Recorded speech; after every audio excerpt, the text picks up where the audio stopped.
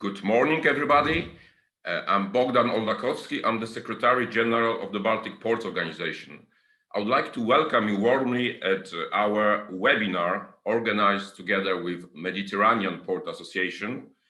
And the webinar is dedicated to a question of shore power for ships in the Baltic and in the Mediterranean region. And we talk about development and challenges when implementing onshore power supply. As I said, we are doing that together with Mediterranean Port Association. And I'm also happy to introduce to you Philippe, who is the Secretary General of the association. And Philippe, if you can say a few words from your side. Philippe, please. Thank you, Bogdan. Good morning, everybody. My name is Philippe Guillaume. I'm working for the Port of Marseille-Fos in charge of international and European project. I'm very pleased to be here and to be here with my friend Bogdan from the Baltic Port Organization. That I know him since a long time, and so many times we discussed together on the common challenges addressing the members of our two associations. And one of these challenges is clearly the onshore power supply deployment. All our ports are strongly engaged in the green transition, Green Deal. We are becoming smart port with a very green, very strong green port dimension. That is why for this first webinar co-organized by the Baltic Port Organization and the Medport Association, it comes the OPS as first topic. Jerome, I'm sure that all the presentation today will give the audience many information about the development in Baltic and in Med of this green technology. And right now, I would like to warmly thank the BPO team for the great job done for the organization of this webinar. I hope that we could renew this for different items in the future in order to deepen our relationship and to spread over our best practices. So thank you again to be here, and I hope this webinar will be very fruitful for all the audience. Bogdan, I let you announce the following. Thank you, Philippe. Well, we agreed not to speak about football this morning. Not, please, if is it possible. I know that Marseille is not doing very well, but that's the point. About the weather in Marseille. I think we will reach during the day 20 degrees, and I think it will be the same in Toulon. We have like a spring, maybe around 20 degrees. We are very far from your snow in Gdańsk. Yeah, thank you. Just a short update from Gdańsk. It's snowing here, heavy snowing, and we have a real winter for some days. And it's all over the Baltic, and some part of the Baltic is even covered by the sea. So it's quite different weather. Yes. Yeah, but for sure, in spite of the difference of the weather, we have many things to share.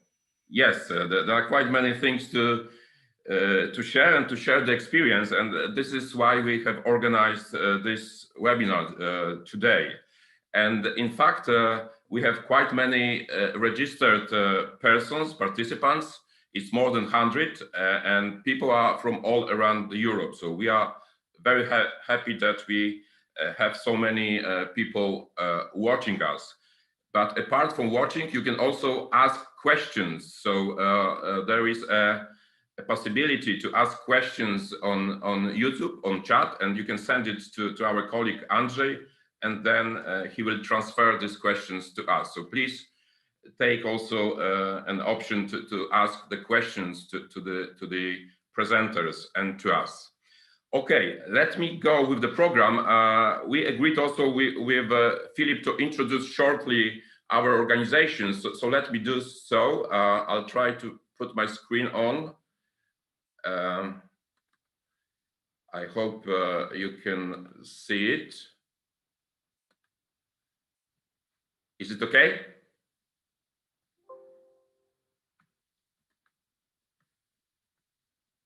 Yes, it's very well seen. Okay, so just to introduce you shortly, Baltic Ports Organization. We are quite experienced organization. We are celebrating 30 years this year. We are about 50 ports from all countries around the Baltic Sea. And if you see the dots on the right side, each of the dots represents the member of the Baltic Sea. And our mission is to contribute to sustainable development of port industry and maritime transport. And by doing this, we believe that we strengthening the competitiveness of the whole region. And you can see the photo of our chairman, Mr. Kim Onaski, who is the CEO of the Port Hamina Kotka from Finland. Some years ago, we have adopted such our own policy paper called Model Region for Green Ports and Maritime Transport. Why is that? That's because during last years, we have experienced in the Baltic introduction of quite many and strict regulations, environmental regulations. Probably you know some of them, like the regulations regarding the limits for using the sulfur in marine fuel. There are also other regulations like delivering of sewage from cruise vessels to the ports. So there are quite many of them, and maritime transport, in order to adjust to these regulations, had to simply invest in new technology, had to invest in any new facilities. And that's why we think that we can share this experience with other regions in the world. And one of these experience that we have is the introduction on onshore power supply. And of course, now we do also have European Green Deal that also stimulates the development of onshore power supply. And this is just a few examples. Port of Ystad from Sweden, Hamburg is quite a modern mobile onshore power supply, so it can move along the quay. It's one of the examples from Port of Gothenburg. So, and this is just a few dots. Each dot represents the onshore power supply, but please do not check exactly if all dots are here, because quite many ports are now preparing next installations. So we have to update this map quite frequently. So it's probably more than that now in the Baltic. Anyhow, in a way, we think that we are paving the way to green port industry. But of course, we also like to listen and to learn from other regions. That's why we are very happy to have this seminar together with Mediterranean Port Association. With this short introduction, I would like to pass the voice to Philip again and have a short introduction from Philip's side, please. I do stop sharing now. Thank you, Bogdan, for this presentation of what happens in Baltic. I will try to do the same for the Med. I try to share my screen. I hope, is it okay for you? Yeah, it's okay. So just before starting the presentation, a very short presentation of the Medport associations. We are not so old than the Baltic Port Organization, because we have been created in 2018, and I have the honor and a great pleasure to be the General Secretary since the beginning. We are now more than 20 port authorities, and we are representing more than 70% of the total Mediterranean traffic. You could see on the list all the members, and you could see that we have in the association the major ports in Med. Our goals are very very clear and simple. We try to promote the Mediterranean ports. We try to multiply the opportunities to exchange the best practices between all together, and we try to steer some project, etc. So this is the main objectives of the association. And now I can come back to the presentation, and as Bogdan did, I try to show that in Med, the OPS is a tool for more sustainability and resilience in sports. For many of us, ports, we are fully engaged in the green transition with the European Green Deal. We are becoming green ports.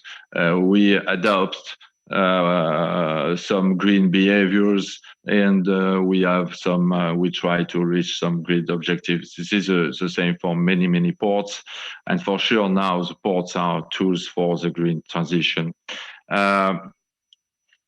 And this webinar is as well a way to call the attention of all the policymakers that the ports are tool and for the green transition, and we need to get the support of all the policymakers in what we are doing in this field.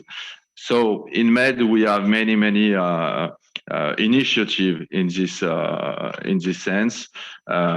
We will have a presentation of Barcelona, Valencia, and Toulon. So I don't want to spend too much time in this, but you could see that OPS is becoming a reality in Barcelona and in Valencia, and there is clearly the willingness to develop this technology and to bring with these ports many partners. More in the south, in Algeciras, the studies have started since a long time, and now berth for ferries has to be connected soon. When we know the numbers of the ferries who cross the strait, we understand the impact of the implementation of the OPS in Algeciras. You could see in Malta, one of the main hub ports in Med, that within 2 years, 2 terminals will be connected. In French range, you could see that Toulon and Sète, the implementation is more than under process. As well as in Toulon, for example, the wharves are connected, and it is in the right way to be in Sète.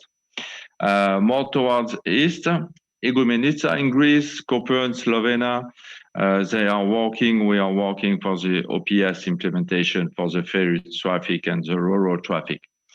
Rural traffic is very important because, as you know, and it's a common point with Baltic ports, rural is the main, one of the main, or the main way of transport in Med, and that is why the studies are carried out in this sense. And it is the case, for example, in the south bank of Med, in Tunisia, and as well in Morocco. And it is as well the case in Marseille-Fos.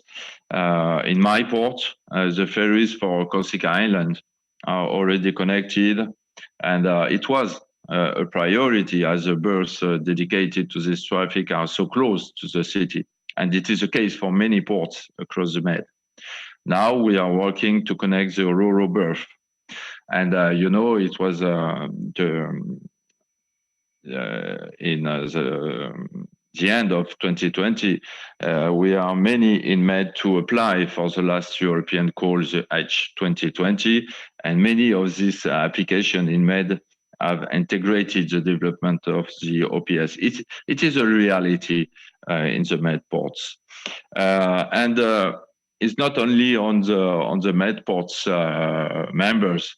It's always around the Med, and you can see many examples here, coming from Italy, coming from Antibes, Palma de Mallorca, and Greece as well.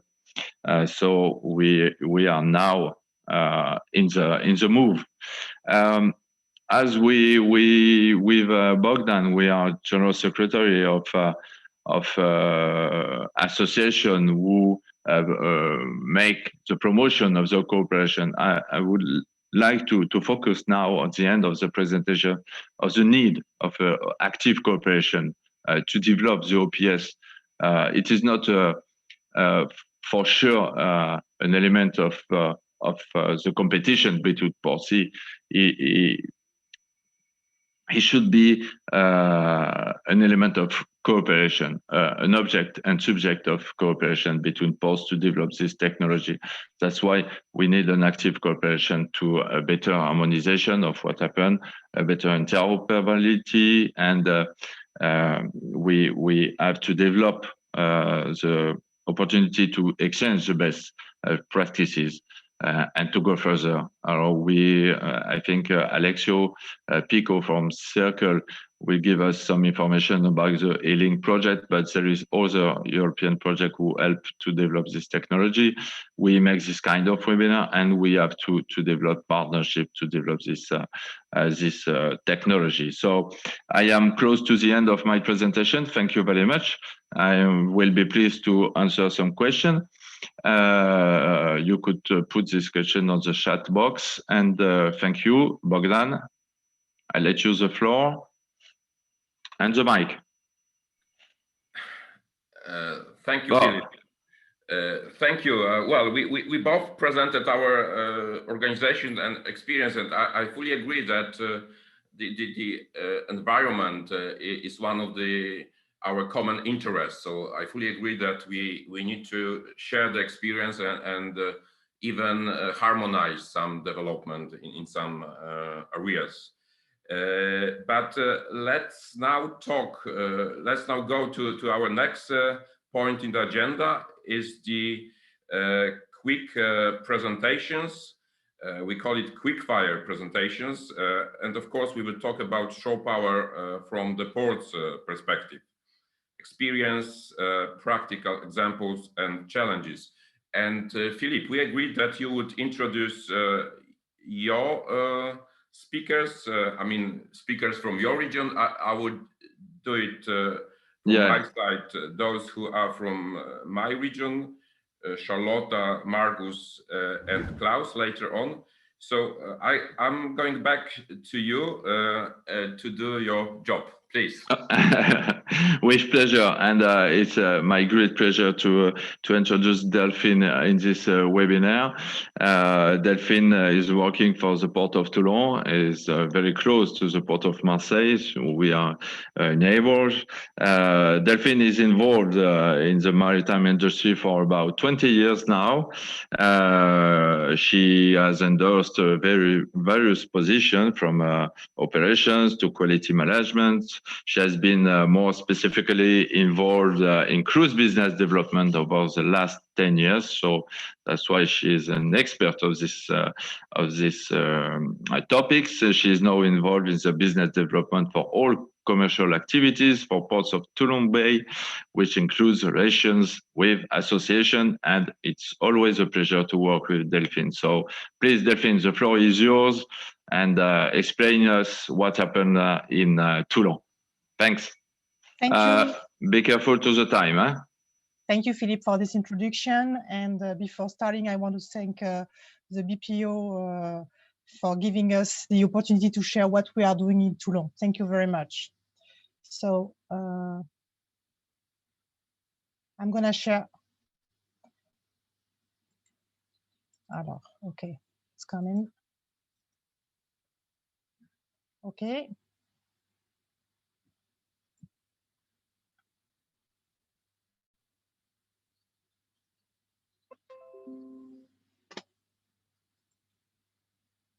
Okay. So can you see the presentation in full screen? Yes, okay. So before starting to speak about OPAs, I thought it was interesting to share with you some key figures about the activity in the port of Toulon. So we have commercial activities with a total average of 1,500 calls per year, including ferries, cruises, ro-ro, and cargo calls.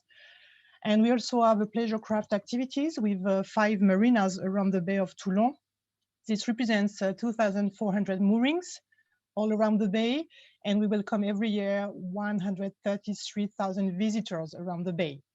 So those activities are providing a lot of jobs, as you can see on the slide. So we have 300 direct jobs, 2,000 indirect jobs, and 10,000 induced jobs, which means that definitely the port activities are a huge economic leverage for the territory.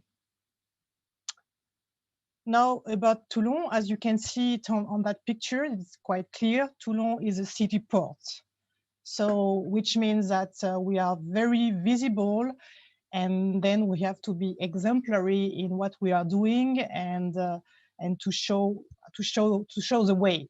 So, being in the very heart of the city has led to the need for an efficient city port interface, and to reply to that issue, we have worked for years, and we are still working to provide a wide range of initiatives and solutions. So including, of course, the OPAs, including working on the exhaust gases cleaning, on working on qualitative and alternative fuels. We work also on accessibility and flows management, also on waste management, and then on biodiversity. On that last point, I think it's important to precise that the 5 marinas around the bay are certified clean ports. It's a French certification, which means that through that certification, we try to have a minimum impact on the environment. And some of those marinas are even biodiversity active certified, which means that we even try to have a positive impact on the environment. So all that initiatives are developed at the same time by the territory, but also sometimes with the shipping lines, of course.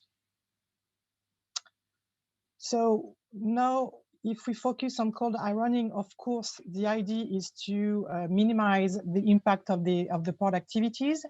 And thanks to the OPS, we expect to erase 80% of emission time, which means also erasing 80% of NOx, SOx, carbon, and so on.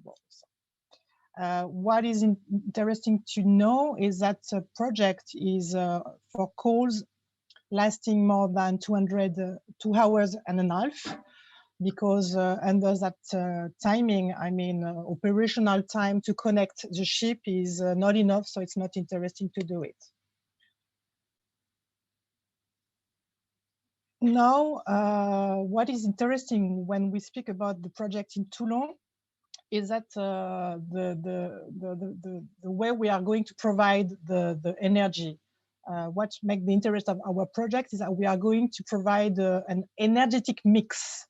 The thing is that the energy provided will be provided from the network, but also complemented by hydrogen and photovoltaic.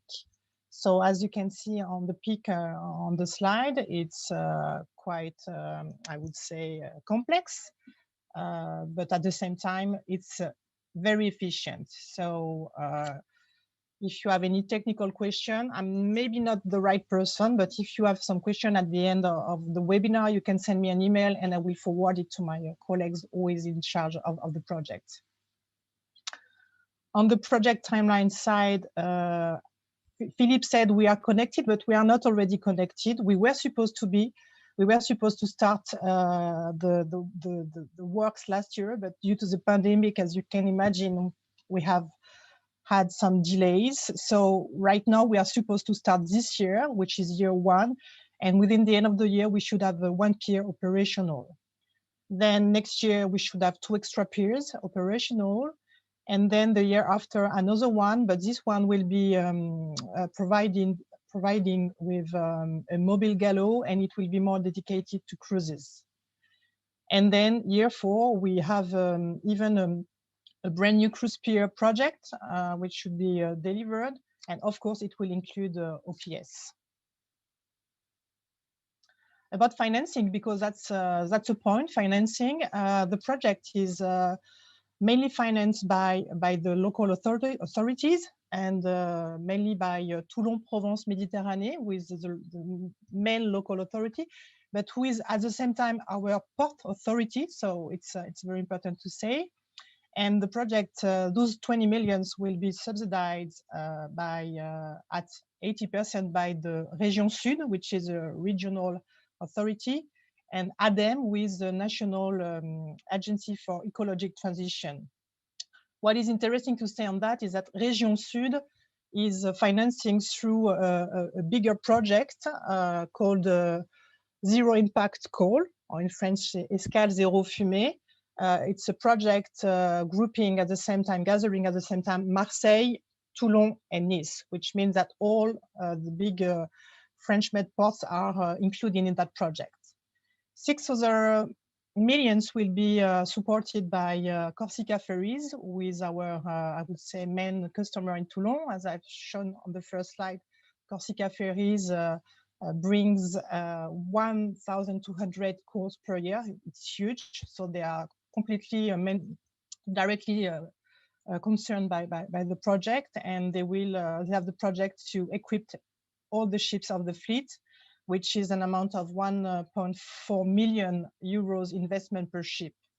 This investment will be also subsidized at 30% by Région Sud.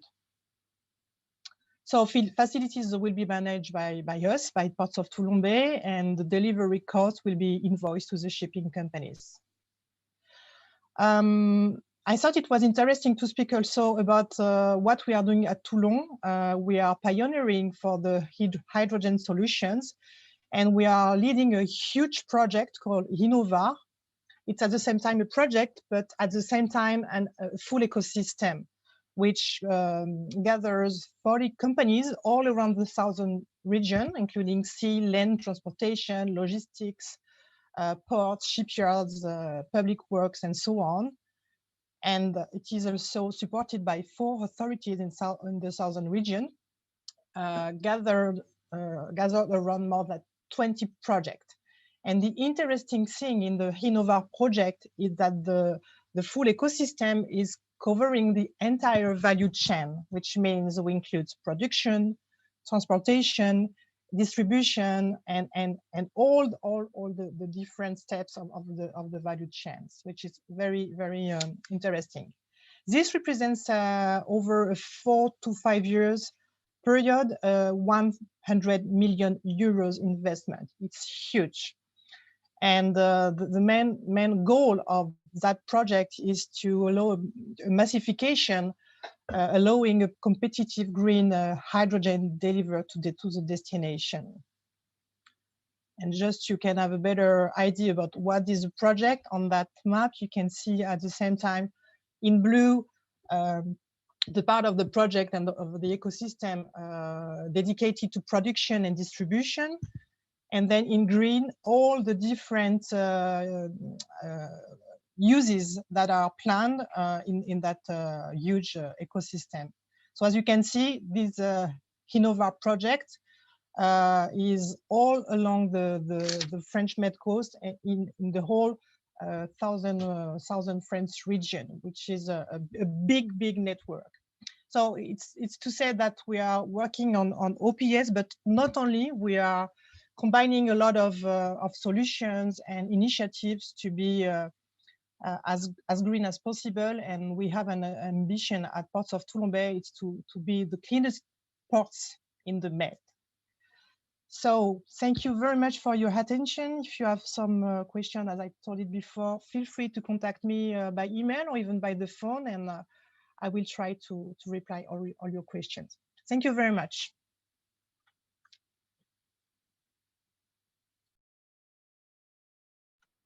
Merci beaucoup, Delphine. Thank you very much, Delphine, for this very interesting presentation. And I have to say that you are, can I say that? I don't want to hurt you, but you are a small but a very, very dynamic port in this field and other fields. And you showed that perfectly. So thank you, Delphine. And now I think I'm turn myself to Bogdan because I think it's your turn to work, Bogdan, and to introduce the next speakers. So up to you, Bogdan. Thank you again, Delphine. Philippe, in fact, Yeah. it's your turn again. It's my turn. Okay, Yes. sorry for that. So it's for, I have the pleasure to introduce the next speaker. And I think if I'm not wrong this time, it's for Jordi. Yeah. Hello. Jordi Torrance. Thank you, Jordi, to be here. It's a pleasure to introduce you to the audience because it's a long time we work together, and especially in cooperation in Med. And so it's a pleasure to see you and to listen to you.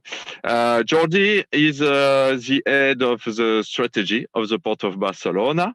He represents the ports in various international organizations, such as the World Port Climate Action Program, and as well in Medport. And he also in societies participated by the port managing great terminals in Spain and in France.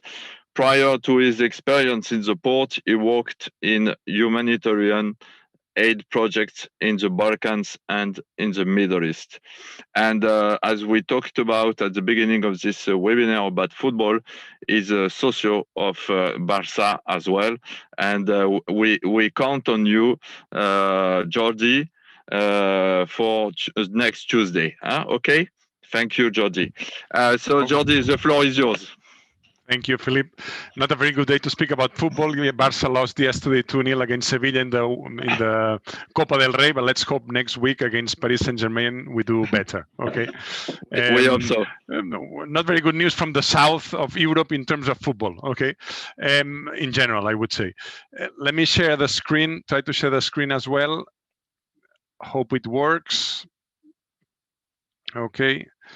If not, please tell me so. I will proceed because I understand it works perfectly. Okay, I will try to limit the presentation to 7 minutes as requested by the organizers. Thank you first for inviting the Port of Barcelona to participate in this seminar. Our port has recently approved its new strategic plan for the period 2021-2025, and one of the main pillars, or the main pillar maybe of the strategic plan, is obviously sustainability from an environmental perspective, and the main project in this respect is precisely electrification, development of OPS in the port, in different facilities in the port. So if everything goes as planned, in 1, 2, 3 years time we'll have like my colleague from Toulon said as well, very good news in this respect in the port. Okay.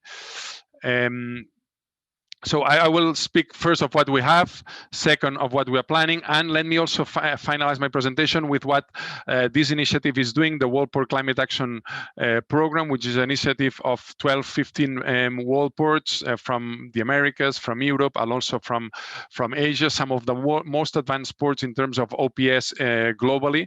And let me show you very fast as well what we are doing. So this is exactly, this first what we have in the port today. Nowadays, we only have 2 OPS connection points in the port. If one of in our marinas, in the Marina 92, this is a private marina for the maintenance of private yachts. In Barcelona, we receive very often the biggest private yachts in the planet. Today, for instance, we have, since the 13th of January, we have, for instance, the Albatros, which is one of the biggest yachts in the world. These yachts, as you know, are almost like, or sometimes as big as small cruise ships. And we have 2 connection points in this marina for those private yachts in order to be connected at the electricity what they are in the port. Okay, so this is what you have today. Here you can see where this is located in the port, in the old port area, close to the city center. What we have planned now, what we have planned in our new strategic plan is, and this is obviously very summarized because we don't have more time, we have planned a global investment by the Port Authority of 90 million euros in order to be able to electrify all the terminals from now till 2050. Okay, this means basically cruise, containers, ferries, and we'll see tanks, which is a different sector. No, but this is a 90 million budget for 30 years. We are now working on a temporary development in order to be able to have already container and ferry vessels connected next year. Okay, so hopefully, if everything goes as planned, next year we would have already vessels, container vessels, and ferries being connected at the grid, at the national grid, through a temporary equipment that we are where we are working now. And our plan is to have the cruise terminals connected in 2026, as long as we have a connection to the national grid in order to obtain those 80 megawatts that we need from the national grid, which is not easy because it's a huge amount of power that we need. But if this goes as planned, we have already made the request to the Spanish companies. So if this goes as planned, we plan to have those cruise terminals. You know that Barcelona is the first cruise port in Europe. So to have them connected by 2026. Our cruise terminals are located in a difficult locations when it comes to trying to electrify. So it's quite complicated from an infrastructure operational perspective, but we are really committed and convinced that if we have the power that we need, we'll be able to connect those terminals by that date, as short as, or some people may say as long as, but as short as 2026. Okay. Sorry, again, I'm going backwards instead of going forward. So, and I will finish the last couple of minutes or 3 minutes explaining what the World Port Climate Action Program, also known as WPCAP, is doing. This is an initiative, as I say, of 13 ports globally, led by Port of Rotterdam, Los Angeles, Long Beach, Vancouver, Yokohama, Barcelona, etc. Le Havre as well, because I think there's someone from Le Havre here, so Le Havre as well. So Valencia, who joined, the last one joined quite recently. So this is an initiative in order to coordinate efforts, share information and knowledge in order to advance faster towards decarbonization of port activity. You know, we as Port Authority lead the working group 3 of this initiative dedicated to onshore power supply, and up till now we have done basically 3 things. This is the list of ports that belong to this initiative. In the working group 3 on onshore power supply, we have done 3 things. Now we are working, and this is the initiative of the working group led by the Port of Rotterdam, in a coalition on containers in order to advance further in the development of OPS in this segment. And we have done 2 more things, which we are very happy to share, and which are online in the WPCAP website of the APH. One is a report on and with recommendations, technical specifications on OPS developed worldwide by 16 leading ports. We conducted a very in-depth survey, and we have made a summary of this survey on how these ports have developed OPS in terms of connection to electricity, operational aspects, infrastructure, financing, etc., etc. So, and there are some recommendations at the end of the report. This is one thing. We try to collect information from the 68 ports worldwide that say that have OPS, but only 16 answered. So this is the first thing.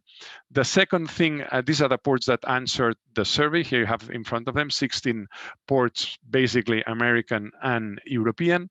And here you can see, for instance, some of the results of the survey in terms of reduction of emissions thanks to OPS equipment. Some recommendations, which is the main barrier. As we all know, the main barrier for OPS is cost. In most cases, it is not, and as we have seen from the presentation of our colleague from Toulon, it's not still a business case, unfortunately. So a lot of public funding needs to be put in place in order to make this workable.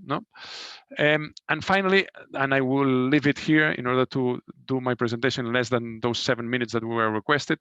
And finally, we have developed an online tool which is already uploaded on the WPCAP website. You have to look on the platform section, WPCAP section. So this is an online tool based on Google Earth, where you can navigate through the OPS solutions done by 68 ports worldwide.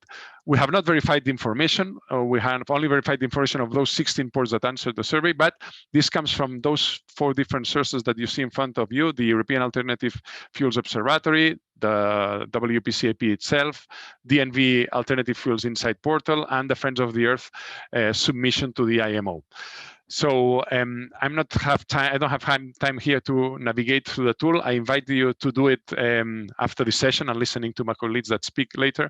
But I think this is a very friendly, nice, and comprehensive tool where you can check what other ports have done globally. We are committed to update this tool during the duration of the WPCAP program. So if you are willing to send us information, to those that are speaking or listening today, willing to send us information on your OPS installation in your port, please do so. You have my Twitter account here. You can contact me by Twitter or by email as you wish.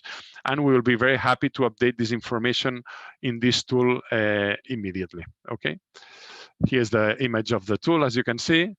And I leave it here. Thank you very much for your attention, and again for inviting me to participate at the seminar. Thank you. Let me stop sharing the presentation. Thank you very much, muchas gracias, Jordi.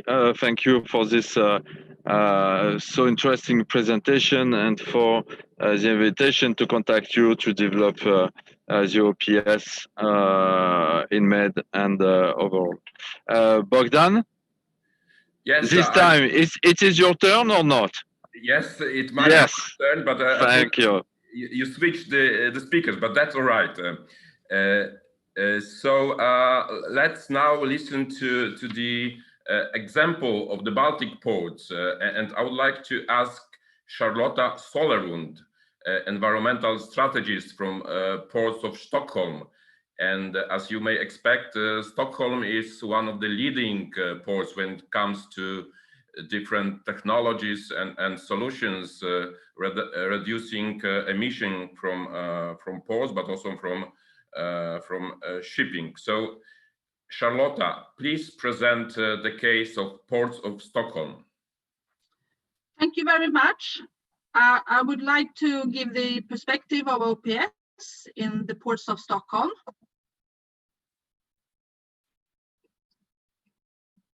If you can see my presentation. I just first would like to give you just a brief picture of where our ports are located. We have ports in the central of Stockholm. Charlotta, but I think we can't see it. So maybe you just... Okay, sorry. Share screen, the green bottom on the bottom. Yeah, sorry. No problem. No.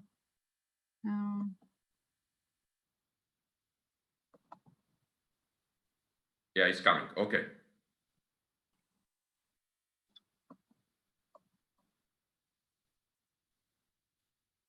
Can you see my presentation now? Yeah. Yes. Okay, I just would like to give you a brief picture of where our ports are located. So ports of Stockholm consists of several ports. We have ports in the central of Stockholm, and we also have ports south of Stockholm in Nynäshamn and the port of Norvik. And we also have a port north of Stockholm in the port of Kapellskär. And in Stockholm, we have quite a long and positive experience of onshore power supply. We have, since the 1980s, low voltage installations of OPS that are still in use in the port of Stadsgården. That is for the ferry traffic to Helsinki for Viking Line. And if you look at if we have a normal traffic, in Stockholm, about 60% of the hours at berth would be connected to OPS when it comes to the ferry traffic in Stockholm.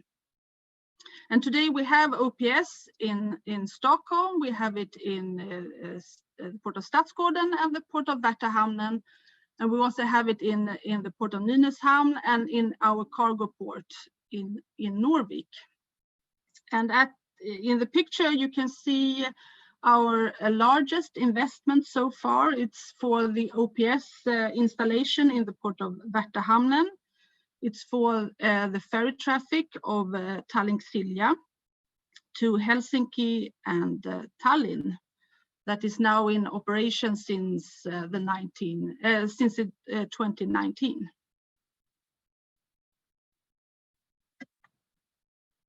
And we have quite a lot of projects that is going on.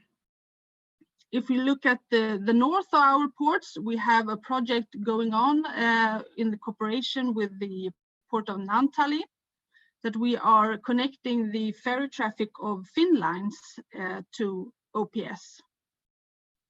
And we also have an ongoing project in Port of Stadsgården, that's in central of Stockholm, that we will connect the cruise ships that call to the Port of Stadsgården. That is a joint commitment together with the ports of Helsinki, Copenhagen, and Aarhus, and we'll have a joint EU project going on for the cruise ships connecting to OPS. And we also have an ongoing project in Nynäshamn, where we are connecting the ferry traffic to the island of Gotland, together with our customer, the destination of Gotland.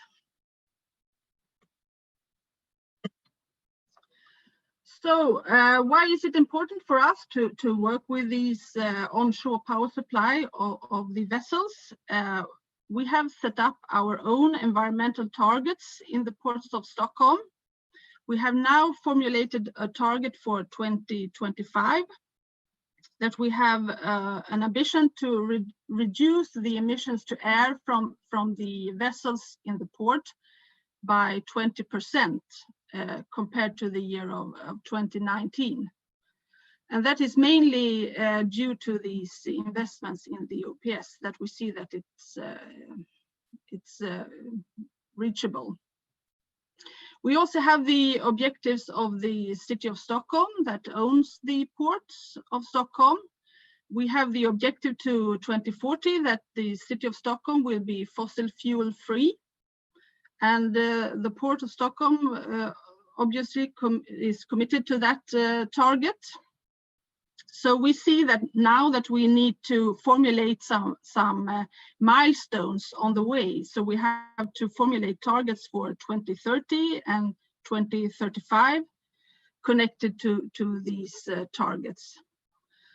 We also see just during the last years that we have an increased customer demand for OPS, mainly within the ferry segment and within the cruise segment. So that is very important for us.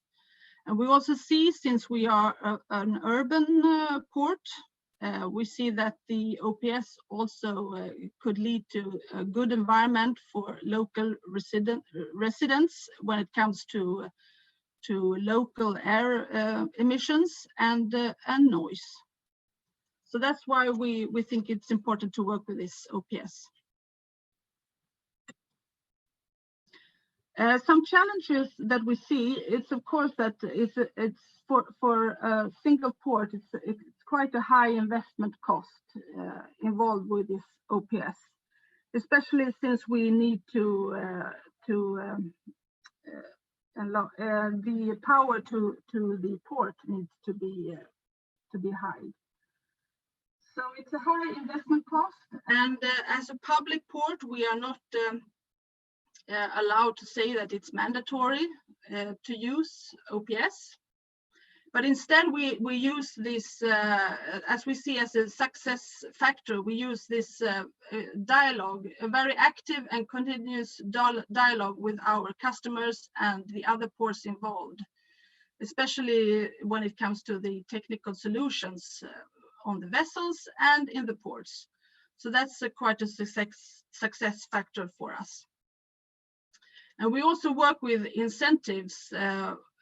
We say that vessels that are in regular traffic and that retrofit to OPS, they get a grant of 1 million Swedish crowns for the retrofitting work. And we also have discounts on our port fees that reward OPS. And when it comes to the economical challenges, we see that funding is a very important issue for us.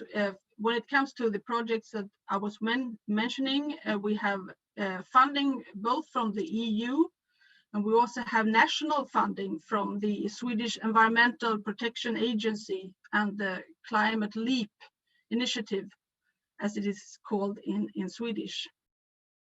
We also see that the tax reduction that is used in Sweden on electricity to vessels at berth is a very important parameter. And in Sweden, we are fortunate that the electricity that is used to the OPS, it comes from renewable energy sources. So that's an important factor to minimize the environmental impacts.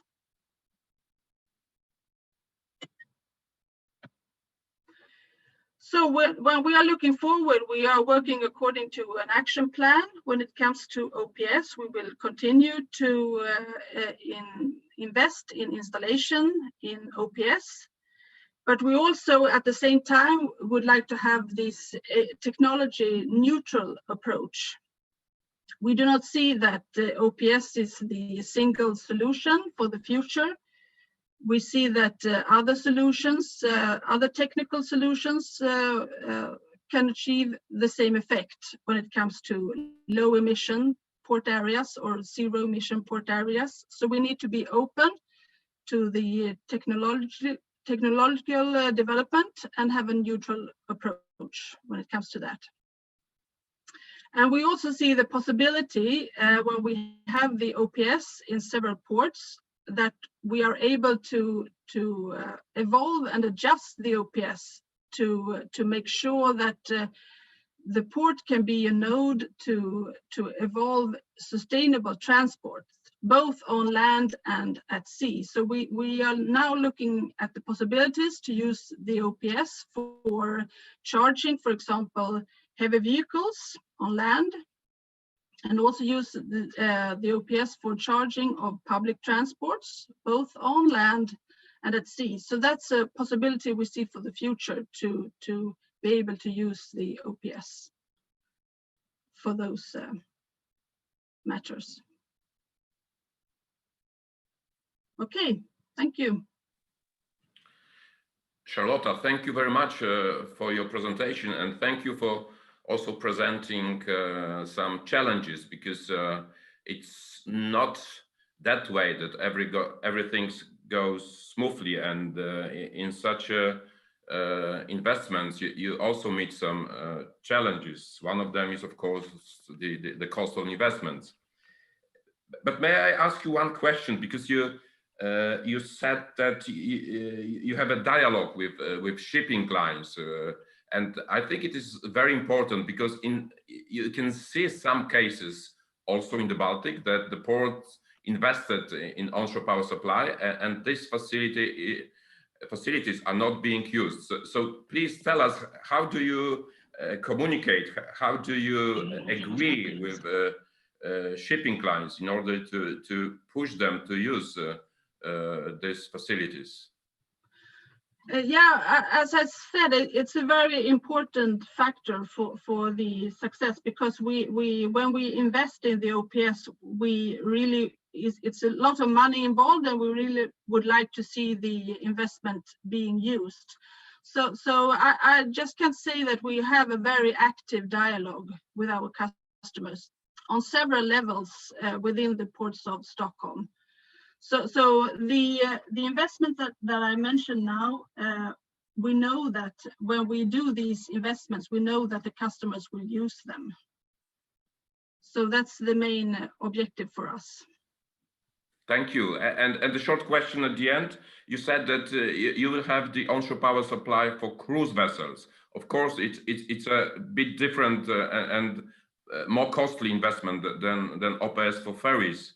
And while it will happen, when you will have it?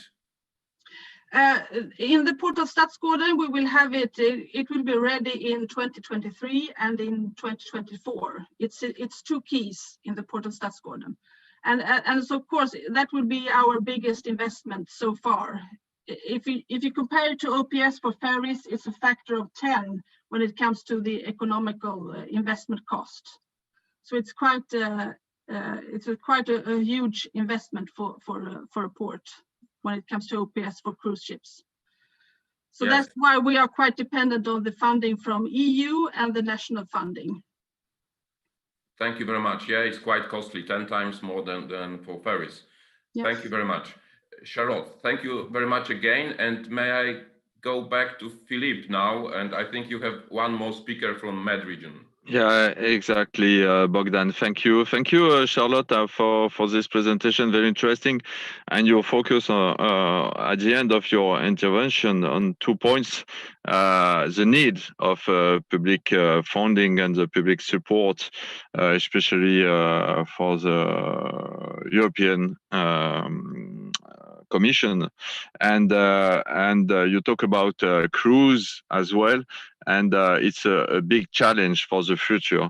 And in Medport, we are working on these points especially. So maybe we will contact you later and other ports maybe in Baltic to discuss, and I think it could be interesting for our ports to have exchange with you on this topic. So thank you, Charlotte. And now I turn myself to Raoul. Raoul is a very involved person in the Medport Association.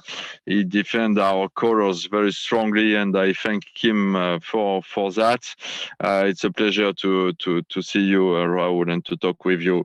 For all the people, Raoul is a naval architect and port management and a logistics specialist with over 20 years now of experience on the port logistics sector, and specifically over 10 years of experience on port sustainability topics. He's coordinator of several energy and climate change related projects, so he's a real specialist, and initiative on behalf of the Port Authority of Valencia, and member of various committees specialized on energy, sustainability and climate change, like ESPO, IAPH, Medports. At present, he is Head of Environmental Policies for the Port Authority of Valencia. Raoul, the floor is yours. Thank you again to be here. And okay, let's go. Thank you very much, Philippe, for the kind presentation, and thanks to Bogdan and BPO and Medport for giving us this opportunity to present our strategy of deployment of OPS in the port of Valencia, Sagunto, and Gandia.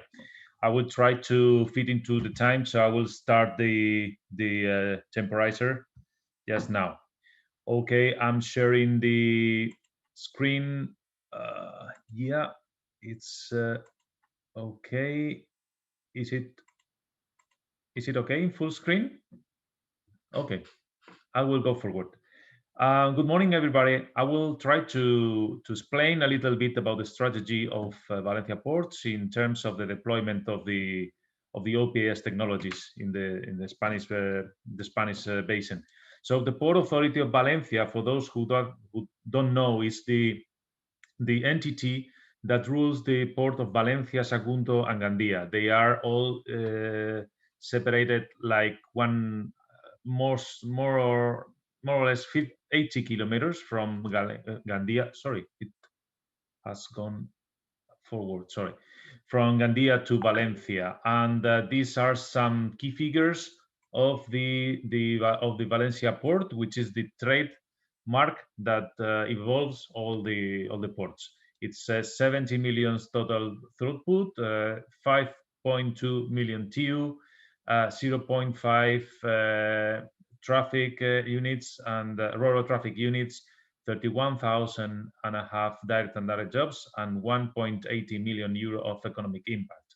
So it's very important to see that the port of Valencia is Sagunto and Gandia is not concentrated in one type of cargo only, but it covers the majority of the cargos, because we have for example, in Sagunto, the main cargo is the bulk cargo. The Valencia is more concentrated in cars, rural traffic, and containers, and Gandia is break bulk cargo. And it is important to learn where are we, because this is the data of the energy consumption in the ports, in all the ports ruled by the Port Authority. It's almost 80 gigawatts hour per year. However, if we see the effectivity, the efficiency of the handling of the cargo, we see that we are close to, I don't know what it's going further so fast. It's close to 1 kilowatt hour per metric ton handled, which, although we have get a little bit worse 2019 against 2018, we see that the trend is going down and decreasing, and so we are more efficient every year. So what is the efficiency? What is the strategy for the implementation? Well, we are basing this implementation strategy in 3 pillars, which are the electric substation in Valencia, renewable energies, and then, as a result, the onshore power supply.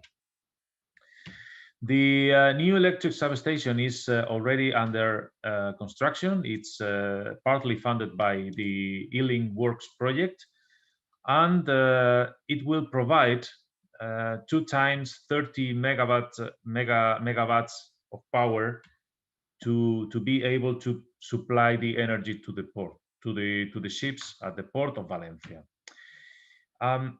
However, this is not going to be enough, and we need the supply of renewable energies. We have the targets of the implementation of renewable energies are the reduction of dependency from fossil fuels and the self-energy efficiency. Which options do we have? The wind turbines, as we all know, it could be onshore or offshore, photovoltaic plants, onshore or offshore as well, and other, as we are researching tidal waves and others. We have some examples of the potential implementation in the port. We are working now on several projects of implementation of solar plants in the port of Valencia and Gandia, and the project for the implementation of wind plant onshore in the port of Valencia. And also we have some projects that are being developing, not in a very advanced stage, but it is the wave energy generators. With this generation, we could have an estimated potential of generation which is close to 50 gigawatts hour per year. That it will become a reduction of 15,000 tons of CO2 per year. However, we have to take into account that the annual energy consumption of the Port of Valencia is close to 75 gigawatts hour. Now, without counting the OPS, which is going to be higher in the next year. So now it all leads us to the onshore power supply. At present, we have 1 facility of offshore power supply. For tax is 550 kilowatts, and we are starting the project for building facilities for RoPax vessels, cruise vessels, and containers in new facilities. And this is a plan of the new developments of the renewable energy plants and the OPS. So the red circle is where the new electric station will be in 2023. It will be operative. Then there are 2 more power plants for a photovoltaic plant in Valencia, which one will be ready potentially by the end of this year, is 1.5 megawatts peak, and the other one will be ready for 2002. It will be 6 photovoltaic plants. They will all be sponsored by the Port Authority. Let's see if we have subsidies for this implementation or not, but if we don't have any subsidy, we'll go for that without any subsidy. And the power plant, it's going to be, we don't know exactly how many windmills will be able to install, because we are thinking on different options, but we are considering as a target of 20 megawatts. And then the container terminal and the new passenger terminal, where in the new passenger terminal will be 2 berths for Ro-Ro plus 1 berth for cruise vessels. And the new container terminal by 2025 will be with 3 berths for OPS, for containers. And now the conclusion is that OPS technology exists, but further financing and proper legal framework is still needed, not mature enough for widespreading. So this is all I wanted to say. If you have any questions, you have my, well, our corporate email down there and my phone number. You're free to send me the questions if you have it. Thank you very much. Thank you, Raul, for this interesting presentation. I'm sure that you will, at the end of the session, there will be some question for you. Thank you for that. I think we have one presentation left for this session. So as the next presentation is coming from the north of Europe, I'm Thomas Bogdan to finish. I would like, it was not really expected, but I'm obliged to quit the webinar now. So I would like to thank you, all the team of BPO and Medport Association for the organization of the webinar. So thank you again, and I let you on board Bogdan for the end of this webinar and the panel. Thank you again, and see you soon all around the e-world for now, and soon in physical. Thank you. Bye bye. Thank you.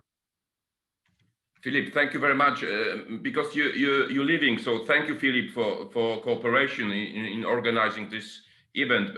But maybe just a question, if Delphine, Raul, or Jordi could stay for the panel, because we would need some contribution from Medport as well. So please do.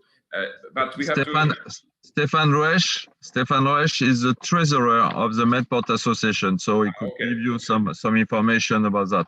Yeah. Like this. Don't worry about that. Okay. Thank you. Phil, thank you very much. We have to go on with quick presentations, and let me now introduce to you two my colleagues from Port of Tallinn. Port of Tallinn is also a very leading port when it comes to innovations, new solutions, and Estonia, of course, is also well known as the e-country.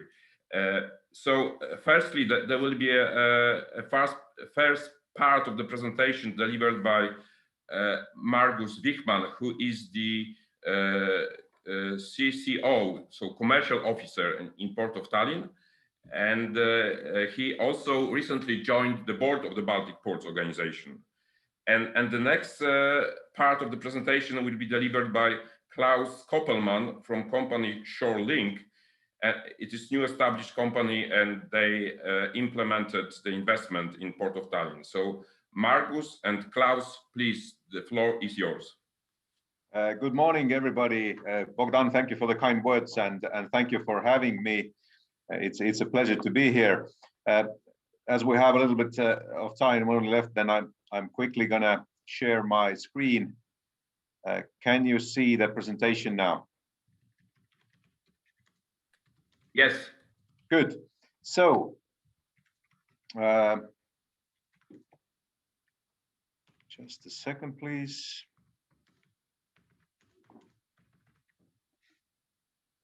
Some technical difficulties still. Can you see the presentation now? Not anymore. Okay, let me try again.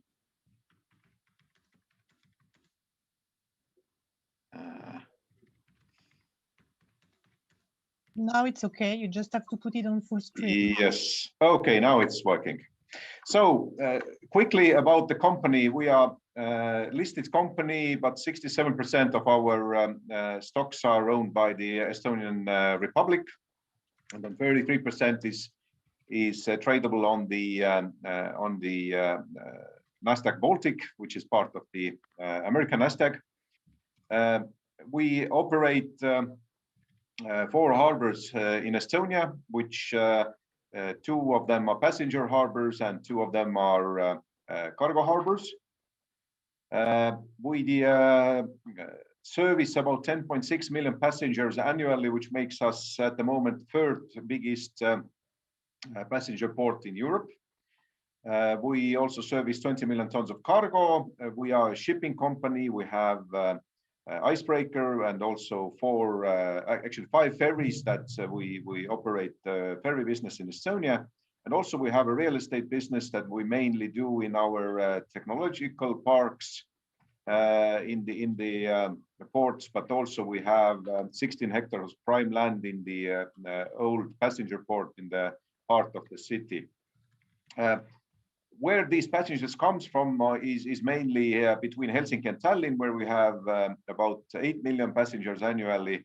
And then we have about 1 million passengers going between Mariehamn, Stockholm. We also have a small cruise going between St. Petersburg, Helsinki, Stockholm, and Tallinn. And then we also service about 650 cruise passengers when it's a good year. Also, what is very important for us is the environmental and sustainable development in the port. And this is part or not even a part, but a frame of our strategy. So we have taken the UN United Nations initiative that was done in 2015, where they specified about 30 initiatives with economic, social, environmental impact, and we have taken the ones that we can really implement and make a difference to. And as you can see, part of these are also the environmental things where we really want to be climate neutral till 2050 and really reduce the CO2 emissions. How to do that is really you have to map the CO2 emissions that you have, and we have done it last year. And we didn't only map the ones that we purchase or that our cars or ships are using or the port facilities, but we also mapped our partners, so ships, trucks, all the cargo handling in the terminals. So everybody who is connected to the port, how much is their CO2 emission? But we found out that the grand total here in Port of Tallinn is 97,000 tons CO2 equal. And as you can see from the graph, the vessels that are coming in and going out from our port give 53% of that. So obviously the ops is quite important for us because we can at least partly reduce this part. Now the onshore power that we are implementing and that we have started from this, that we had a cooperation agreement with Port of Helsinki, Port of Turku, and Port of Stockholm, together with Port of Tallinn. So 4 ports agreed on how to implement this onshore power supply. And the most important is that we agreed on that it will be 11 kilovolts and the frequency would be 50 hertz. So why is this important? Of course, when the ships do the investments, then they do the same kind of investments. Otherwise, you cannot connect, or there will be problems with connecting. And also we shared this cooperation with our main customers, which then are Tallink, Silja, Eckerö Line, and Viking Line. These are the 3 biggest passenger ship operators in our area. Now, the second initiative that we had and why we really wanted to do that is that we could have also EU grants for the project. We have a project called Twin Port here, which is together with the port of Helsinki, and we together transport about 1.5 million transport units annually and about 8 million passengers. The EU funding rate that you can get for the ops was 30%. So we invested 3.5 million, and EU added 30% to that. Also, in this project, there was Tallink Group who invested about 3 million, and they have now the OPS readiness for 5 cruise ships that they operate. And initially, what we did last year, we have now 5 quays in the old town port that are that can supply OPS, and ships can connect to it, and it's the 3rd, 5th, and 7th berth for the Tallink, then 12th berth for the Eckerö line, and 13th berth for the Viking line. I'm happy to say that all of these shipping companies are also using now the OPS. Again, we can do better because there are some ships that, and especially with Tallink, that we still are negotiating that how long should they be connected.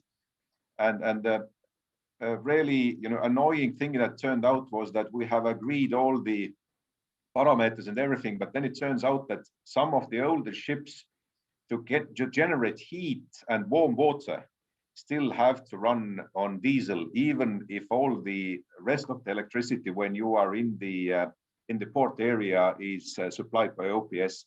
So just a learning point for everybody that even the shipping company didn't understand that until they were connected. And of course, we are now trying to find a way how to, with the minimum investments, also do this, that they can generate the heat and the warm water with the OPS when inside the port.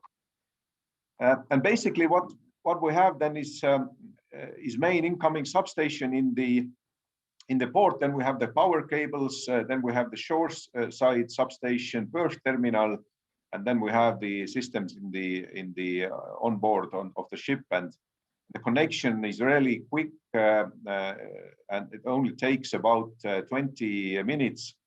So we are also thinking about this, that maybe we should have a mandatory connection if the ship is more than 2 hours staying in the port. Now I'm going to give the word to Klaus, who is our good partner in ShoreLink and has been helping us to implement this connections in the port. Klaus, please go ahead. Hello, greetings from cold and snowy Tallinn. My name is Klaus Koppelmann, as Margus represented, and I am COO of the company called ShoreLink. And ShoreLink is providing shore power solutions according to customer-specific requirements. And I'm going to show and represent to you the project, shore power project we did in the port of Tallinn in 2019 and finishing 2020 in cooperation with Elero, who was the main contractor of the project, and Hitachi ABB Power Grids Estonia, who provided shore substations. So the project scope was to provide 6 cable dispensers for the 5 berths and 5 shore substations. And from the system parameters point of view, then as Margus told, that it is 11 kV system and 50 Hertz. So there is no static frequency conversion in this project, as the ferries are operating on the 50 Hertz frequency as well. And each berth has shore power capability from 2.5 to 4 MVAs. You can put the next one. The total shore power capacity which has been installed is 14.5 megawatts, and the project duration was 1 year from initial contact to installation and commissioning at the port. And from that, our side, as mentioned, was to provide the cable dispensers, and we managed to provide them within 6 months time. And as you can see that the environmental benefits implementing this shore power project have been quite considerable. And these figures are from the Tallink view. So Viking Line and Eckerö Line figures have not been taken into account. But anyways, the figures are quite good. In addition to reducing the noise and the vibration level at the port as well. Next one, please. And what are the key points to consider to implement shore power successfully? So first of all is of course following IEC 80005-1 and 2 shore power standards in order to ensure that both the vessel side and the quay side are being designed in the same way and that they match with each other while the connection is taking place. The next key point is to find a suitable spot on the side of the vessel and also on the quay side where there is an actual room to implement the equipment and to ensure the smooth operation and connection. And the third key point is the grid power capability. So first of all, whether there is enough power, free power from the grid side, which allows to provide the power to the vessel, and also the short circuit current, which is related to turn on and off the very big transformer units without affecting the grid as such. And of course, in case there is not enough free power from the grid side, then battery packs or local power generation can be implemented as well in order to ensure the enough power for shore power. And shoreline capabilities to provide such kind of an analysis for the port authorities to understand what are the technical possibilities to have the shore power in place, what are the possible technical solutions, what is the investment and operational cost. So it's basically like a full package to make the decision for the shore power implementation. Next one, please. Yes, and by the end, basically we are capable to provide shore power solutions for different applications, whether it is ro-ro, ro-pax, passenger ferries, cruise ships, or electric ferries. So in that case, we can provide automatic charging systems to charge the vessel batteries, and also we have a solution for container ships. So, and with that, I am finishing my part of the presentation. So thank you very much. And if you have any questions or requests, then feel free to take contact with us. Thank you. Yeah, thank you, Klaus. And then we have been really happy with the cooperation with you. So thank you very much. Thank you. It's great to hear. So that's all. Thank you, Bogdan. Okay, Margus.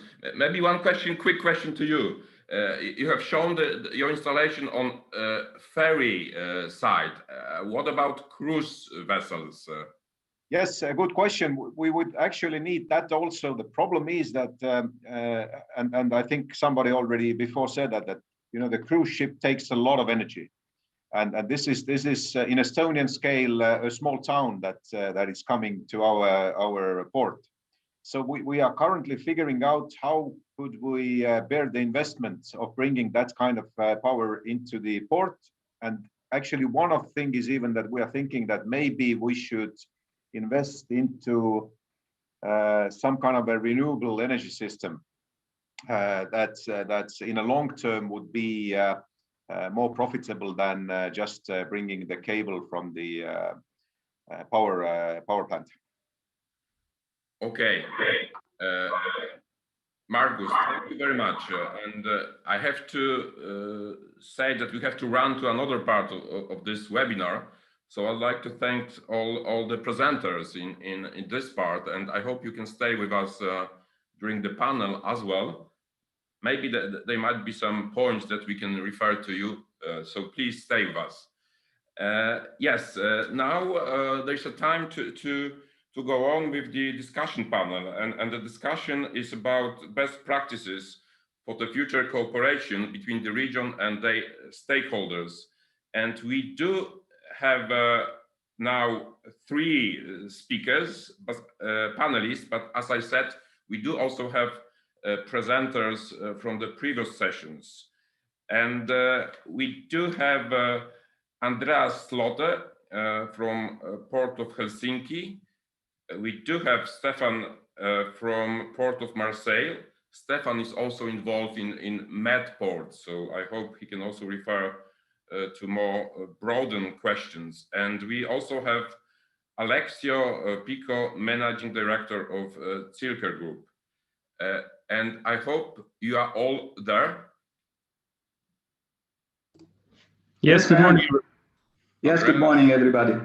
Alexio. Yes, good morning, everybody. Stefan. Good morning. Okay, good. Well, maybe I'll just start with Stefan then. Of course, Philippe already had some presentation about OPS in Marseille, but if you can maybe explain a bit more, what is your experience in Port of Marseille, and how do you see the cooperation between the ports in your regions when implementing onshore power supply, and maybe also what will be the first type of ships to be connected with shore installations? Please. Okay, so maybe I share my screen. So okay. Does it appear? I've put it on full screen. Is it okay? Yeah, and how many slides do you have, if I can ask? I don't have a lot of them, like 4 or 5. Okay. I try not to be too long. Okay. Okay, just as a quick reminder to maybe I should. Okay. So Marseille-Fos has actually 2 harbors. One is the historic harbor inside the city, Marseille, and then the industrial harbor in Fos, which is much bigger, 10,000 hectares. That's where we have all the deep sea lines. But I will concentrate on, in the next slides, on the Marseille eastern harbors. Since it's the harbors inside the city of Marseille where the issue of air quality is the most pregnant. Okay, that's an overall an overview of our traffic. So onshore power supply, we have, as other ports, a long experience on smaller ships for onshore power supply. For example, longer calls up to 1 megawatt, and also small ship repair, representing up to 7 to 8 gigawatt hours per year. And then regards the commercial ships, we have since 4 years now the passenger ferries to Corsica, who connect to every day with a power of about 2 megawatt. So we are quite proud about this project because the tricky part was not only the technical innovation, but it was, of course, the business model. So it had to be, the whole project had to be co-designed between the Port Authority and the shipping line.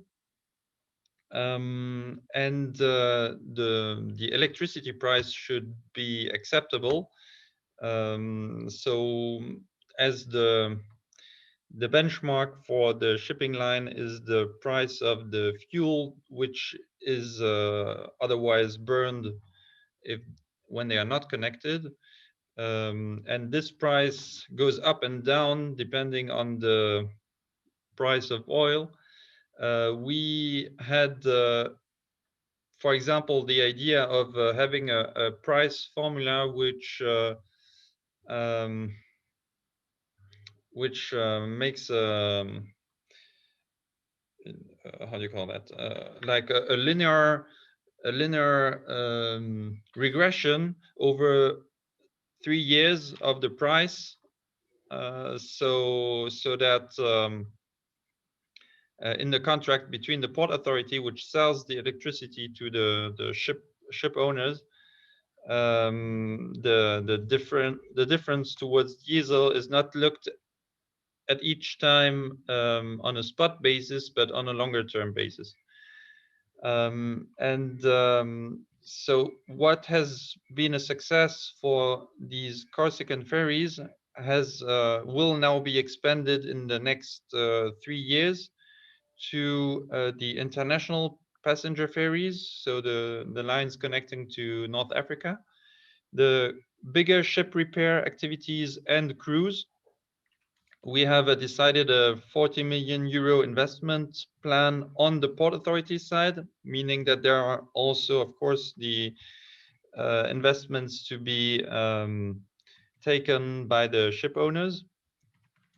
There are also, like for other ports, public subsidies, which will be part of this investment from the National Energy Agency, from the region, from the department council. Also, what is important is not only the capex, but of course also the opex. And so there are tax rebates which are possible, which have been voted actually end of last year, so end of 2020, by the National Assembly, that for OPS there would be the possibility to benefit from tax reductions. So just to give a more precise overview of where these what we call CENAC projects, so Connexion électrique des navires à quai, which is our project code name. So the existing CENAC project is here, the red ones. We have now started the green ones. So that's all the Corsican ferries. And then you see all the different steps, which represent in total a multiplication by 5 of the total power needed, going from today 10 megawatt consumption in total in the port area to 50 megawatt towards 2024. And so most of this electricity will come from the electricity from the electric grid outside of the port, about 40 megawatt out of these 50 megawatt. The difference, the 10 megawatt, will be produced by solar panels on hangar roofs, like the ones you see on the picture. And what is interesting to know also is that the electricity we buy from the national electricity grid has 100% renewable energy certification. So in combination, we have 100% renewable electricity certification, and for the 40 megawatt and 10 megawatt locally produced. So that's the technical details where you see also the difference in powers from the 2 megawatts I mentioned for the Corsican ferries, up to 12 megawatt for the cruise ships. So that will be the real big technical issue. But apart from the power, there is also the question of the frequency. As you know, the national electricity grid standard is 50 hertz. And for a lot of ships, you need 60 hertz. So that means you need a converter from 50 to 60 hertz. And so this converter is only the converter is an investment of about 10 million euros. So that's it for me. I'm open to any questions. Stefan, thank you, and please stay with us. I now turn to Andreas from Port of Helsinki. Andreas, the Port of Helsinki has already gained a lot of experience when implementing onshore power supply, similarly to Stockholm and to Tallinn. And once again, how do you see the role of dialogue with the shipping lines when preparing the onshore power supply for them, in fact? And are they all willing to use onshore power supply in Helsinki, please? Yes, good morning again. Greetings from Helsinki. Yeah, it's a good question. We've taken the same route, I think, as most ports have. You start with the liner traffic, liner vessels, because that's a natural place to start. You get the biggest effect on emissions. You get the best return on your investment by going to the liner traffic first. But that said, it's not only important to have the dialogue with the shipping companies. It's crucial. You can't do it without the dialogue. But I think we're all sort of in the same boat, quite literally. We all have the same goals in our strategies regarding carbon emissions and other type of emissions and effects on the environment. So I don't think it's a problem to get the shipping companies committed. On the contrary, actually, we're all working in the same direction. So yeah, to give a real short answer to your question, yes, it's crucial to have the dialogue. And no, I don't see that as a bottleneck. There, as Lotta very well pointed out in her presentation from Stockholm, there are challenges for sure, but this is not the biggest bottleneck. Okay, thank you. But if you say challenges, because there is a question from audience, a question about challenges on both sides, on the Baltic side and on the Mediterranean side.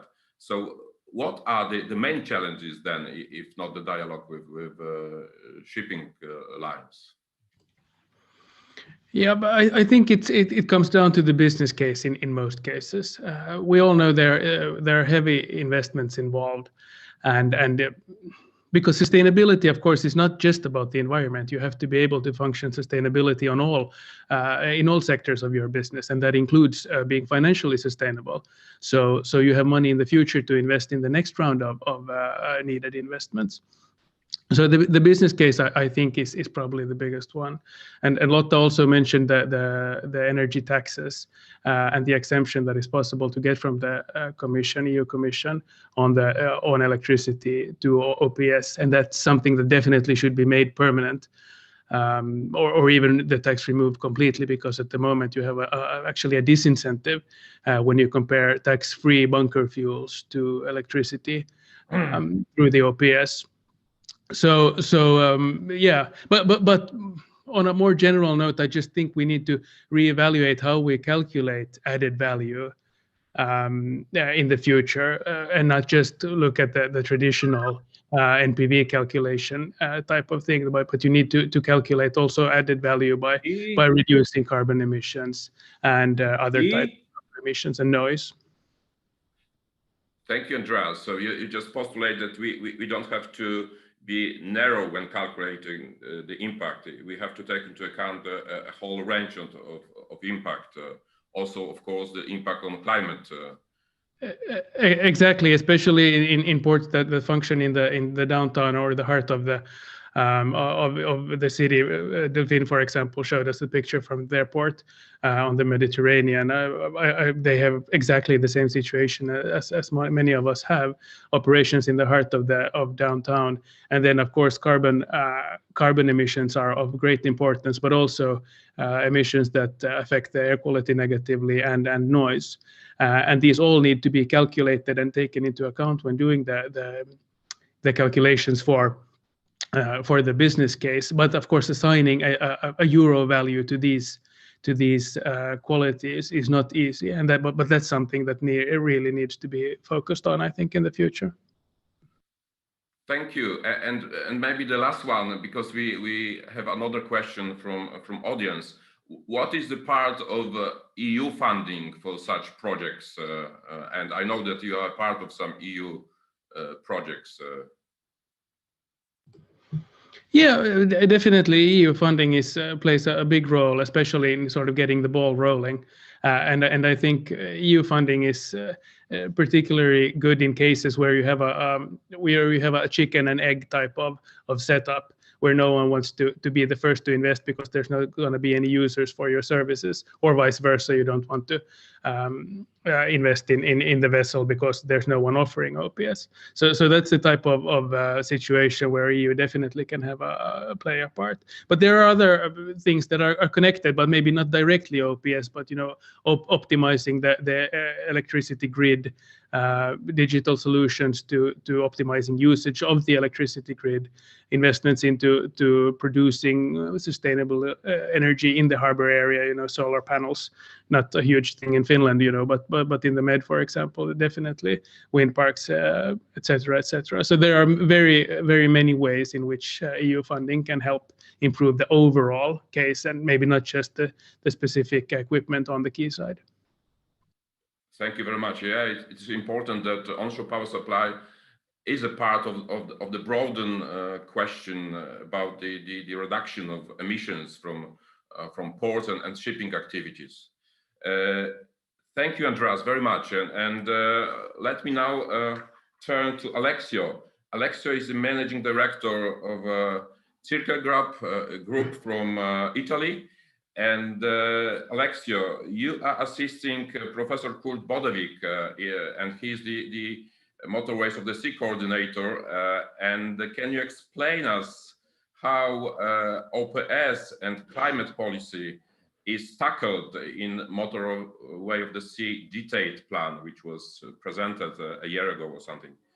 And also, in that sense, would you also present the initiative called E-Link projects, please? Thanks a lot, Bogdan. And first of all, thanks a lot for inviting me. It was very, very interesting for me to understand and to learn more about the ports that are developing this. So yes, we have the pleasure to be, since a number of years, the leading consultant for the Motorway of the Sea coordinator, and since a couple of years for the new one, Professor Kurt Bodevik. The first Motorway of the Sea detailed implementation plan released last summer. There are three pillars in that, and one is sustainability for ports and shipping. In sustainability, of course, there is a clear understanding of the support in terms of policy of the coordinator in terms of OPS development. It is obvious that in the DIP, it is not the only technology that is mentioned. It's a technologically neutral policy document, but OPS is largely mentioned in the DIP. And the fact that the coordinator is so much supporting OPS, it's also reflecting in the E-Link project that I'm going to shortly present later on, being a Motorway of the Sea project.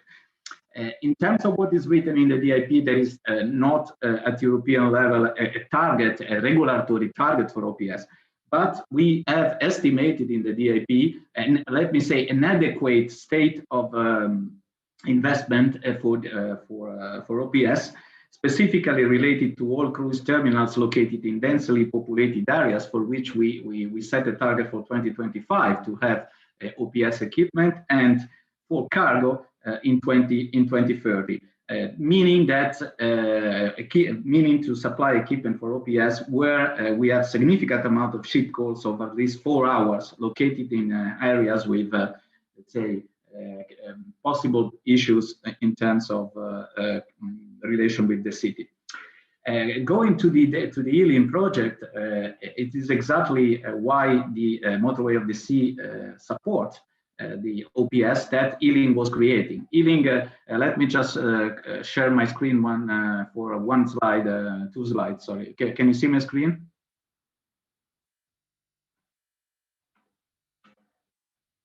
Yes. Okay, Yes, fine. indeed. Okay, so just a couple of slides. Ealing is a European flagship action for cold iron, is a Motorway of the Sea project. Being a global project that is meant to be a leading initiative for OPS in a number of ports. The global project has the objectives to have an harmonized development, let me say, in a nutshell. It is, we have been also listening this morning a number of situations in relation with energy framework, incentives, tariffs, standardization. So the objectives of Ealing, being a wider benefit project in Motorway of the Sea, is exactly to assess operational and environmental performances of the ports participating, contributing to further development of an harmonized frame, regulatory frame of OPS infrastructure and equipment, also leading to all necessary technical, environmental, and socio-economic studies. It is important to mention in relation to our last colleague that we were discussing about cost-benefit analysis. We are going to undertake, let's say, and develop a tool in Ealing that will be, let me say, a cost-benefit analysis suitable for OPS systems. It's important also to mention that the first phase of Ealing is there are studies implemented in 16 ports. In the next 36 months, it started already last year. We have 22 partners, and in the main ports are in the Mediterranean Sea, the Black Sea, and the Atlantic Sea. We are very close in this project to kick off a number of initiatives that in which we would really like to interact with ports and shipping. Specifically, we have a meeting with the association in which Medport and Baltic ports have been invited in on the 25th of February, and then we will meet the shipping association, and then we will send questionnaire interviews and workshop with ports. We want to have, let's say, support from you to learn from who is already doing that, and to achieve an harmonized frame in the near future.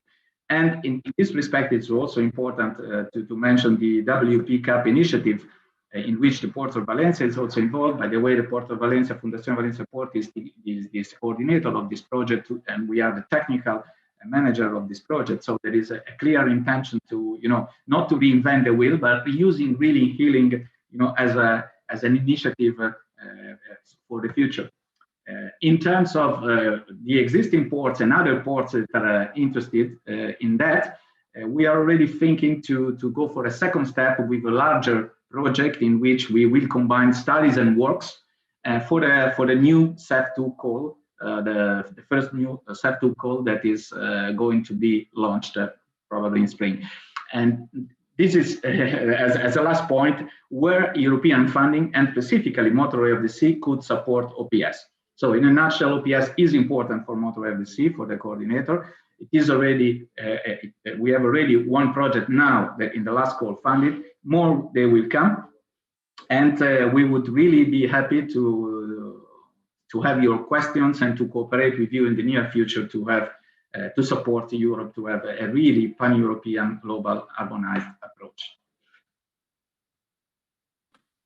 Okay, and I think that's it, right? From your side for the moment. Yeah, for the moment, yes. Alexio, thank you very much.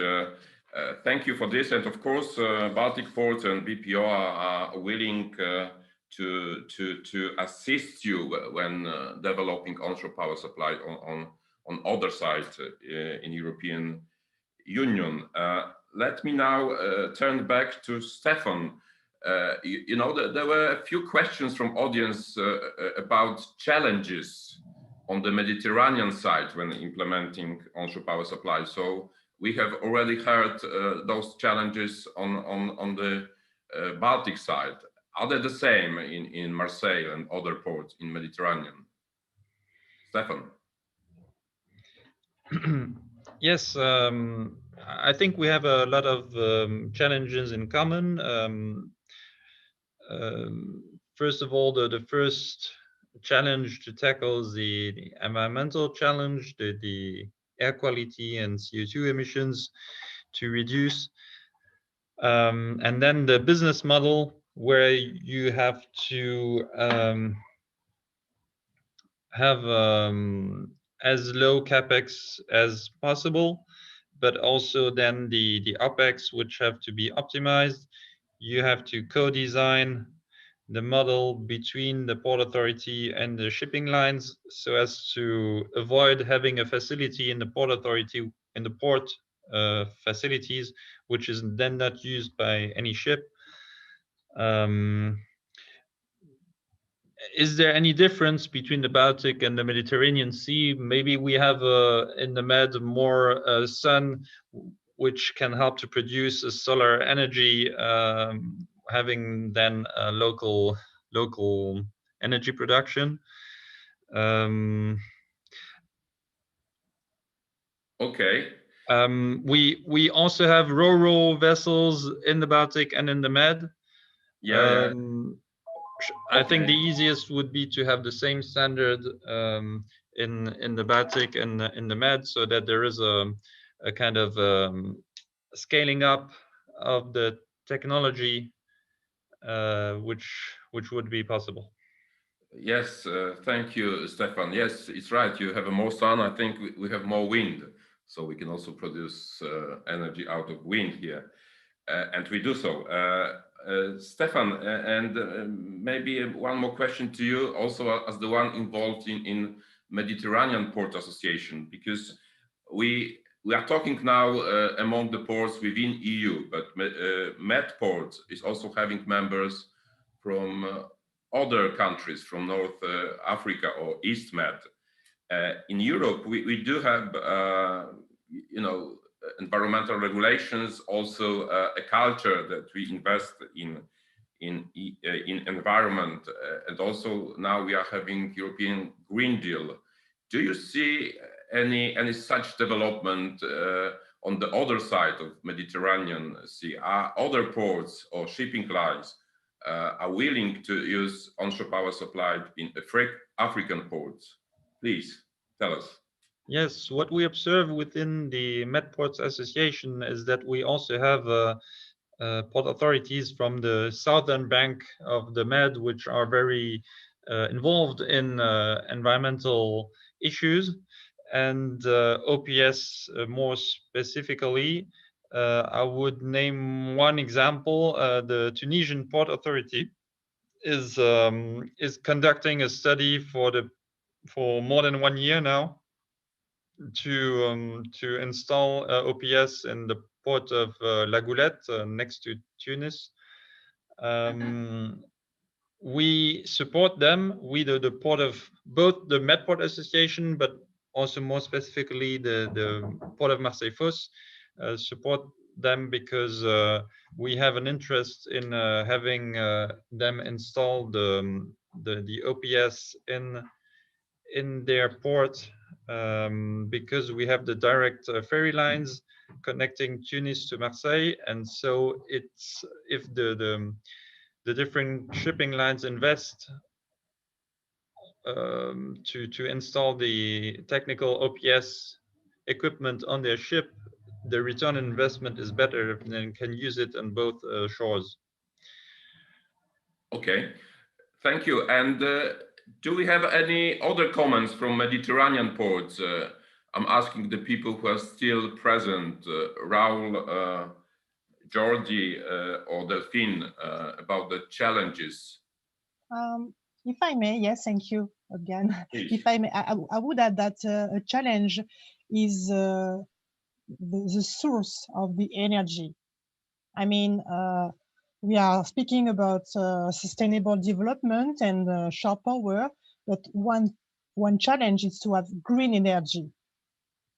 That is a challenge, because if we provide electricity, but it's not with green energy, it's almost a no sense. So that's something we have to work on, and that's a big challenge.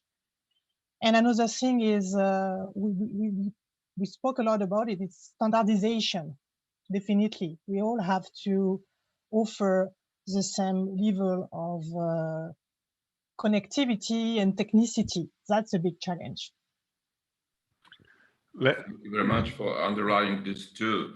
Bogdan, if I may, that you yes, call Jordi, me. please. No, I agree with Delphine about the two challenges she mentioned. I would also add a challenge, which I guess we all agree, which is trying to make all this on the long term, at least a business case, a successful business case. No, that public support is not needed forever. No, of public subsidies or public grants are not needed forever. No, and finally, the fourth, and following what my colleague from Tallinn said, also is the cruise ships, no, which consume a lot of electricity. So trying to be able to provide electricity from renewable energies to 2-3 big ships at the same time, which is really a big challenge.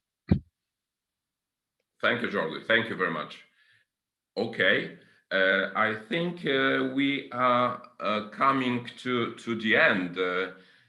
We are already running out of time, but maybe I have a last questions to all panelists. And Delphine already mentioned that the main question is from where the energy is coming from. Is it the renewable energy or not? And maybe I would like to ask now Andreas to have a final comment, and maybe if you can say also what's the portion of renewable energy in Finland or in your port which you are using, please. Yeah, thank you. Yeah, Delphine made an excellent point. It's very important where the electricity comes from. In Finland, the electricity produced at the moment is the portion of electricity that is carbon free is quite high, and that's because we have still quite a lot of nuclear power. About 50% of all electricity produced in Finland is produced with nuclear. And of course, nuclear, as we all know, is not considered a renewable source because it's not. But what it is at the moment is carbon-free, and I think that's important to keep in mind. But what we're doing in Helsinki is we're via certificates we're channeling the money to produce that we pay for electricity to producers that produce sustainable or carbon-free electricity with the goal of moving into completely renewable and sustainable energy sources. So that's maybe a short answer to your question. Thank you very much. And Alexio, what about Italy then? But in the recent year, we have been progressing really fast. We do not have any nuclear energy, but we are. I think 2 years ago it was 30%. The production from renewables. I think now it's a little bit more than that, and there is very, let's say, precise policy in this, and we may even have now. I mean, let's see the new government, but we may even have something more in the new coming government, and there is a very specifically a very big push for OPS also in this respect. Just to mention that in the current version of our next generation EU and recovery plan, a good bunch of money is for OPS and imports, and this is a clear sign. We need to see if the new government is going to change that. I don't think so at all, but okay. Currently, we have good money for that, meaning that we are really supporting this and also the transition to renewables. Okay. And Delphine, if you are there, you mentioned this challenge. So what is the portion of renewable energy in your port?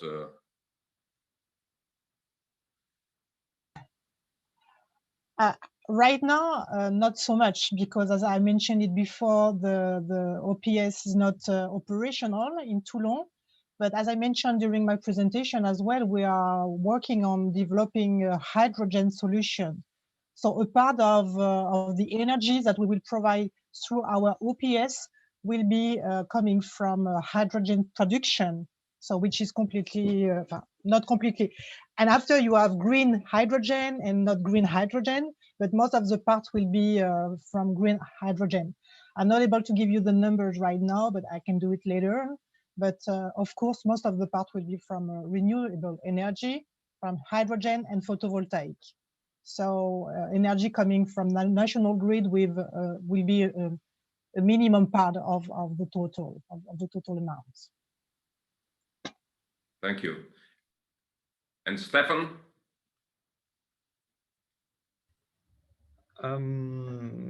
Yes, maybe a final comment on the fact that at some point OPS, if it is generalized in all ports at all berths, there will be a huge power which will be needed from both from the national electricity grid or local energy production. And it's possible that we come at some points at levels where we saturate all the capacities, and maybe we will need additional mobile solutions. That's why the solution which is investigated in Toulon with fuel cell batteries is very interesting, and we are looking at it also and as a complementary solution to the national electricity grid and the local production. Okay, thank you. Thank you for that. Well, there are a few questions, but I don't think we have time to ask them. One of them is about incentives to shipping lines to invest on the vessels to be equipped with the facilities in order to be connected. The other one is about the innovation and research in this type of facility.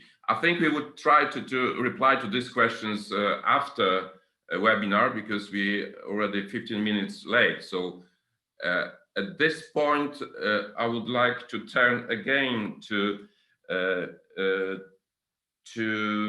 Stefan, if you can say a few words on behalf of the Medports. Yes, Philippe, our Secretary General, had to leave, but I tried to represent him, being the treasury of the association, but there are other members of the Medport Association present today, like Delphine, Jordi, Raoul, and others. I think we're very, very happy to have this common seminar with the Baltic Port Organization. It's the first of a kind. I hope we will find other topics to tackle together on OPS implementation or other issues which we share. Thank you. Thank you, Stefan. Yes, you know, as I said, OPS is just a part of a broaden issue related to emissions of greenhouse gases. So I would like to also thank Mediterranean ports for organizing this event together. And I think for the Baltic port, it's also very important to learn how things are developing all over Europe, not just in the Baltic Sea. So I would like to thank again Mediterranean ports for organizing this event together.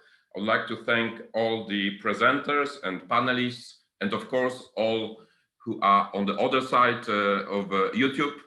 And as I said, we try to answer your questions later on.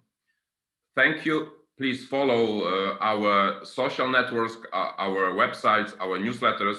I'm sure we will deliver similar events in the future. Thank you very much. Thank you.